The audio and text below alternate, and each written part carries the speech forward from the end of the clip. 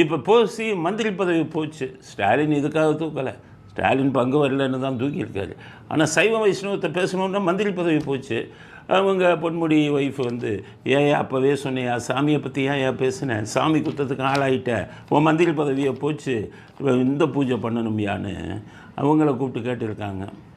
அந்தணர்களை அவங்க சொல்லியிருக்காங்கம்மா பரிகார பூஜை பண்ணுங்க அப்படின்னு ஒன்று ஒரு தான் சாமி கும்பிட்ற முட்டாள்னு சொன்ன குரூப்பு அவங்க பரிகார பூஜை பண்ணி பூஜையெல்லாம் பண்ணால் வெக்கம் இல்லாமல் தட்டை தொட்டு கும்பிட்டு பரிகாரம் பண்ணிவிட்டாங்க.